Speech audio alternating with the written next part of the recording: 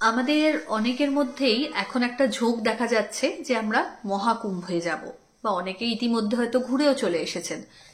কিন্তু এটা কি ভেবে দেখেছেন যে কিভাবে এই মেলার উৎপত্তি ঘটেছিল? চলুন আজকে নয় সেই ব্যাপারটা নিয়েই আপনাদের সাথে একটা ছোট্ট আলোচনা সেরে ফেলা যায়, বা বলা যেতে পারে যে আমি যতটুকু জানি আপনাদের সাথে সেটা একটু শেয়ার করে দিই।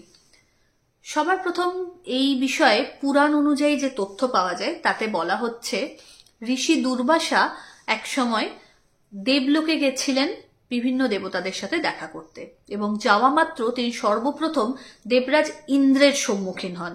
ইন্দ্রকে দেখে উনি প্রচন্ড খুশি হয়েছিলেন এবং সেই খুশির বশে নিজের গলায় যে পুষ্পের মালা তিনি পরেছিলেন সেটা খুলে ইন্দ্রকে পরিয়ে দেন। কিন্তু দেবরাজ ইন্দ্র এতটাই তখন নিজের পাওয়ার পজিশনস এই ব্যাপারগুলো নিয়ে ঔদ্ধত্যের মধ্যে বিচরণ করছিলেন যে তিনি সেই মালা গলা থেকে খুলে ঐরাবতের সুরে দিয়ে দেন।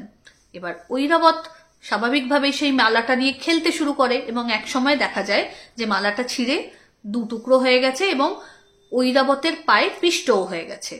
এইরকম একটা ঘটনা নিজের চোখে চাক্ষুষ করে ঋষি দুর্বাসা প্রচন্ডভাবে রেগে যান এবং এই রাগের বশবর্তী হয়ে তিনি কিন্তু দেবরাজ ইন্দ্রকে অভিশাপ দিয়ে বসেন যে যে অহংকারে তুমি আজ আমাকে তিরস্কার করছো, তোমার এই অহংকার, এই পদ, এই মর্যাদা, এই ক্ষমতা কোনো কিছুই থাকবে না। এইরকম একটা ভয়ঙ্কর অভিশাপ শুনে দেবরাজ তো প্রচন্ড ভীত সন্ত্রস্ত হন এবং অনেক রিকোয়েস্ট করতে থাকেন ঋষিকে যে তাকে যদি এই সাপ থেকে মুক্ত করা যায়। কিন্তু ঋষিমুনিরা যখন কোনো একটা সাপ দিয়ে দেন, কাউকে অভিশাপ দিয়ে দেন, সেটা কিন্তু আর ফেরত নেওয়া যায় না। তারা হয়তো উপায় বলে দিতে পারেন যে কিভাবে এটা থেকে বেরিয়ে আসা যায়, কিন্তু ফেরত নেওয়া যায় না।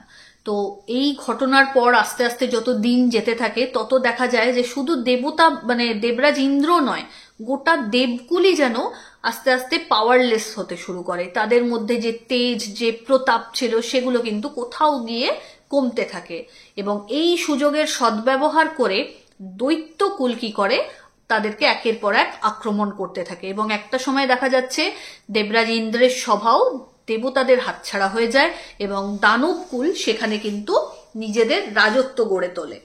এই পরিস্থিতিতে ব্যতিব্যস্ত হয়ে সকল দেবতারা মিলে কি করেন না, ভগবান শ্রীহরি বিষ্ণুর কাছে গিয়ে প্রার্থনা জানান যে প্রভু, আমাদের এরকম দুরবস্থা, এর থেকে বের হবার কি উপায় আছে? আমাদের তো সব ক্ষমতা চলে গেছে, বলতে গেলে আমরা ম্লান হয়ে গেছি। তো তাদের এই পরিস্থিতির কথা শুনে তখন শ্রী বিষ্ণু ক্ষীর সাগরে বিশ্রামরত অবস্থায় ছিলেন। অনেক ভাবনা চিন্তা করে তিনি একটা উপায় বার করেন এবং বলেন যে একটা উপায় হবে, আপনারা এক কাজ করুন, রাক্ষস কুলকেও সাথে নিন এবং সাথে নিয়ে এই যে ক্ষীর সাগর, এই সমুদ্রের মন্থন করুন। এই মন্থন থেকে যে অমৃত উঠবে সেই অমৃত যদি আপনারা পান করে নেন তাহলে আপনারা কিন্তু অজয় অমর হয়ে থাকবেন। দেবতারা শুনে একটা বল পান এবং সেই মতো সকল দেবতা মিলে অসুরদের সাথে আলোচনা করে যে এটা কি করা যেতে পারে।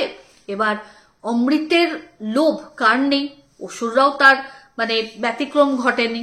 তারা ওই লোভের বশবর্তী হয়ে কি করে, দেবতাদের সাথে একসাথে সমুদ্র মন্থনে অংশগ্রহণ করে এবং এই সমুদ্র মন্থনে বাসুকীনাথ অর্থাৎ যে মহাসর্পের কথা আমরা জানি, বাসুকীনাগ, তাকে দড়ি হিসেবে ব্যবহার করা হয় এবং মন্দার পর্বতকে মাঝখানে রেখে দুদিকে দু দল দাঁড়িয়ে সমুদ্র মন্থন শুরু করে। সর্বপ্রথম সমুদ্র মন্থন থেকে উঠে আসে বিষ, যেই বিষ এতটাই ভয়ঙ্কর ছিল পুরো সৃষ্টি যেন সেটাতে জ্বলে যাচ্ছিল। এই পরিস্থিতি থেকে মানুষকে বা গোটা সৃষ্টিকে রক্ষা করতে দেবাদিদেব মহাদেব নিজ কণ্ঠে সেই বিষ ধারণ করেন এবং সেই সময় থেকেই কিন্তু তিনি নীলকণ্ঠ উপাধি পান। তো বিষের পরবর্তীকালে আস্তে আস্তে সমুদ্র মন্থনজাত বিভিন্ন মূল্যবান রত্ন বস্তু উঠতে থাকে এবং সর্বশেষে দেবতাদের বৈদ্য ধন্বন্তরী মহারাজ তিনি কি করেন না, কলস হাতে উঠে আসেন, অমৃতের কলস হাতে সমুদ্র মন্থন থেকে উঠে আসেন। এবার এই কলস দেখে অসুরদের মনে আরো বেশি লালসা জেগে ওঠে। তারা কি করে, ওই কলস ছিনিয়ে দেবতাদের হাত থেকে পালাবার চেষ্টা করে, এবং এই বিষয়টাকে কেন্দ্র করে দেবতা এবং অসুরদের মধ্যে ভয়ঙ্কর একটা যুদ্ধের সৃষ্টি হয়, যেটা 12 দিন পর্যন্ত কন্টিনিউ হতে থাকে। এই যুদ্ধ চলাকালীন সময় একটু পরিস্থিতি বুঝে দেবরাজ ইন্দ্রের পুত্র জয়ন্ত কি করে, সেই ঘোড়াটা তুলে ছুটতে শুরু করে, পালাতে শুরু করে, যে দৈত্যদের আমরা দেব না, এটা আমি পালাই নিয়ে, দেবতারা পাবে। তো এই ছোটার সময় ওই কলস থেকে 4 ফোঁটা অমৃত পৃথিবীর বুকে এসে পড়ে, এবং পৃথিবীর বুকে যে 4টি জায়গায় পড়ে সেটা হলো হরিদ্বার, প্রয়াগরাজ, উজ্জয়ন এবং নাসিক। এই 4টে জায়গায় পড়ে। তো স্বাভাবিকভাবেই যে 4টে জায়গায় এই অমৃতের ফোঁটা পড়েছিল সেখানেই কিন্তু শুরু হয় কুম্ভ মেলা। ওই যে অমৃত কলস, যে ঘোড়াকে আমরা কুম্ভ বলি, তো সেই কুম্ভের থেকে যেহেতু অমৃত ছলকে পড়েছিল, তাই জন্য সেই বিষয়টা, সেই পবিত্র অমৃত যখন মাটিতে পড়েছিল এবং এই নদী তটগুলোতে তার অবস্থান, এই পার্টিকুলার 4টে অংশে কিন্তু কুম্ভ মেলার আয়োজন হয়। কুম্ভ মেলা কিন্তু হচ্ছে মূলত 4 রকমের। একটা কুম্ভ হয়, একটা পূর্ণ কুম্ভ হয়, একটা অর্ধ কুম্ভ হয়, আর একটা মহাকুম্ভ হয়। তো প্রত্যেক 12 বছর অন্তর এই 4টে জায়গায় তো কুম্ভ হয়ই, তার পাশাপাশি প্রত্যেক 6 বছর অন্তর অর্ধকুম্ভ হয়। এবার এই অর্ধকুম্ভটা কিন্তু পার্টিকুলার 2টো জায়গাতেই হয়, একটা হচ্ছে আপনাদের প্রয়াগরাজ এবং একটা হচ্ছে হরিদ্বার। প্রয়াগরাজ এবং হরিদ্বারে অর্ধকুম্ভ হয়। এই এই যে 12 বছর, এই কনসেপ্টটাও কিন্তু ওই 12 দিনের যে যুদ্ধ সেটাকে মাথায় রেখেই এসেছিল। কারণ বলা হয় বিভিন্ন শাস্ত্র মতে যে দেবতাদের একদিন মানে হচ্ছে মনুষ্য জাতির ক্ষেত্রে 1 বছর। তাই দেবতাদের যেহেতু 12 দিনের যুদ্ধ হয়েছিল, তাই 12 বছর অন্তর অন্তর কুম্ভের মেলা হয়ে থাকে। এবার মহাকুম্ভ কখন হয় না, মহাকুম্ভ হচ্ছে আপনার প্রয়াগরাজে 12টা পূর্ণ কুম্ভ মেলা হয়ে গেলে তারপর মহাকুম্ভ হয়। অর্থাৎ মহাকুম্ভ কিন্তু একমাত্র প্রয়াগরাজেই হবে।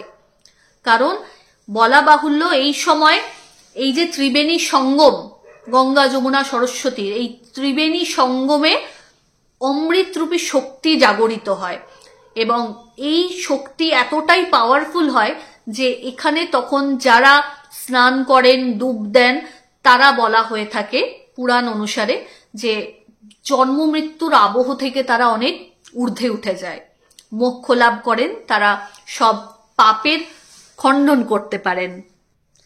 তাই বলা বাহুল্য মহাকুম্ভ কিন্তু 144 বছর পর হয়। আমাদের জেনারেশন সত্যিই খুব লাকি যে আমরা মহাকুম্ভ দেখতে পেলাম। আমাদের বিগত জেনারেশন বা আমাদের কামিং যে জেনারেশন, তারা কিন্তু এই জিনিসটা হয়তো নয়, তারা কিন্তু দেখতে পাবে না। কারণ 144 বছরের যে টাইম স্প্যান, এটা তো অনেকটা না। তো আমরা ব্লেসড যে আমরা এই মহাকুম্ভ দেখতে পাচ্ছি, এবং সবাইকে বলবো অবশ্যই ভিজিট করুন, যার যদি সামর্থ্য হয় অবশ্যই মহাকুম্ভে স্নান সেরে আসুন। সকলকে শেয়ার করব যে আমাদের হিন্দু ধর্মের এত ইনফরমেটিভ একটা ভিডিও, এত ভালো একটা ইনফরমেশন আপনাদের সাথে শেয়ার করলাম। আপনারাও এই ভিডিওটা অবশ্যই শেয়ার করুন এবং মানুষজনকে জানতে হেল্প করুন যে কেন কুম্ভের স্নানের এত মাহাত্ম্য রয়েছে। ধন্যবাদ।